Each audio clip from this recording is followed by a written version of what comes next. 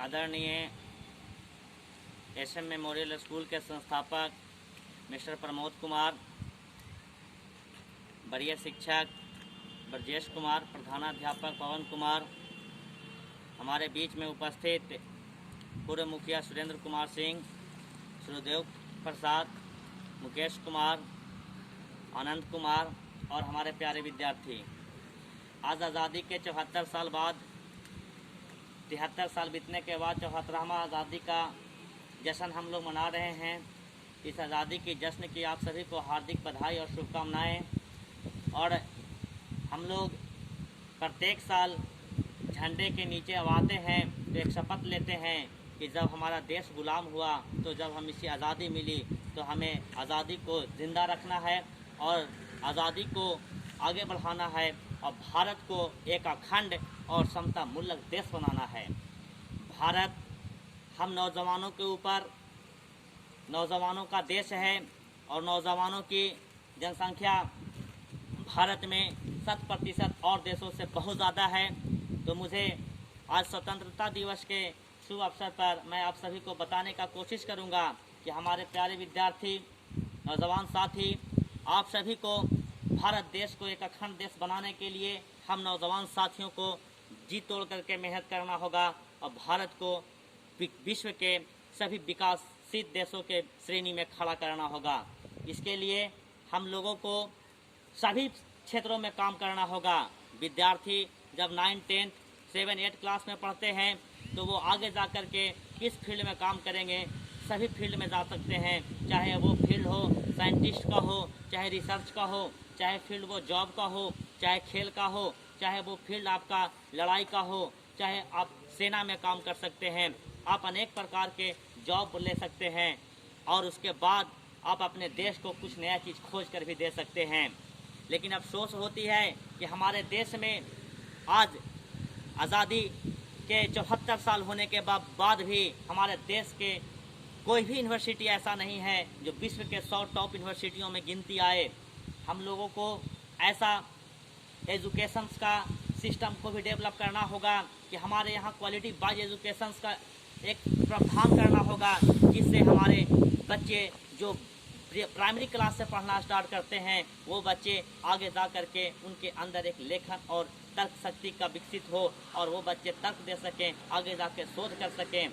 हम पढ़ाई करते हैं, बहुत सारे युवाएं आज जॉब के लिए, नौकरी के लिए पढ़ रहे हैं और हम पढ़ाई का मुख्य स्तर लेकर चले गए हैं कि हम पढ़ रहे हैं तो हमको एक अच्छी सी नौकरी हो जाए।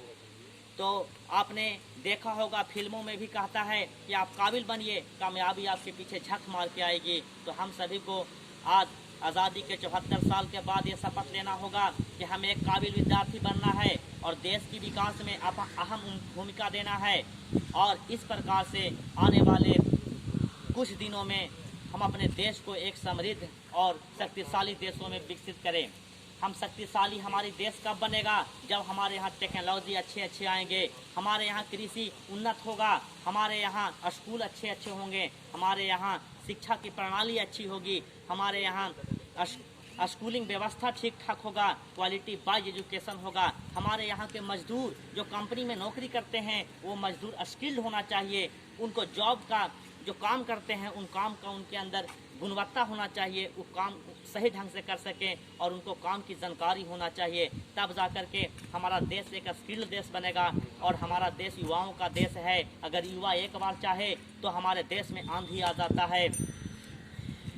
आप लोग युवा चाहे तो कुछ भी कर सकता है, बशर्ते हम युवाओं को एक बार सोचना होगा कि देश को हम विकास को हम अपना योगदान किस रूप में दे सकते हैं। ऐसा नहीं है कि सभी लोग एक ही काम कर सकता है, सभी लोग राजनीति कर सकता है, सभी लोग टीचर बन सकता है, सभी साइंटिस्ट बन सकते हैं। लेकिन आपका जो फील्ड अच्छा है उस फील्ड में अपना बेस्ट दीजिए, अपना मैक्सिमम दीजिए और आप अपने आप से शपथ लीजिए कि आने वाले नेक्स्ट 15 अगस्त को 75वां 76वां ऐसे मैं अपने देश को के लिए कुछ करूंगा। मैं विद्यार्थी हूं, मेरे ऊपर देश का कंधा है, देश का भार मेरे कंधों पर है। इस तरह से हम विकास करेंगे। अगर पढ़ाई ही करना होगा तो मन लगा के पढ़ाई करेंगे। हम कुछ ऐसा रिसर्च करेंगे कि हमारी रिसर्च यूएसए में, संयुक्त राष्ट्र में, तमाम देशों में इसका गुणगान हो और हम भारत को एक अगली श्रेणी में खड़ा कर सकते हैं। इस जिम्मेवारी हम विद्यार्थियों के ऊपर जाता है। तो आप लोग को इन्हीं चंद शब्दों के साथ मैं अपनी वाणी पे विराम देता हूं। और एक बार फिर सोचना है कि 74 साल के बाद हमारे देश में शिक्षा की जो व्यवस्था है, चाहे जो भी व्यवस्था है, टेक्नोलॉजी का व्यवस्था है, चाहे जिस फील्ड में भी हमारा देश जहां भी पहुंचा है, उससे हम अपने देश को आगे ले जाएंगे और अपने देश के तमाम भूमिकाओं में अपना योगदान देंगे, चाहे वो भूमिका राजनीतिक हो, शैक्षणिक हो, सामाजिक हो। और समाज में जो अभी असमानता फैला हुआ है, अभी भी 74 साल के बाद भी लोगों में जात पात के नाम पे छुआछूत है, लिंग भेदभाव किया जाता है। इन तमाम चीज़ों से ऊपर उठ करके एक समाज का गठन करना होगा और इन तमाम कामों में हम चाहें, विद्यार्थी चाहें तो ये काम सफल हो सकता है।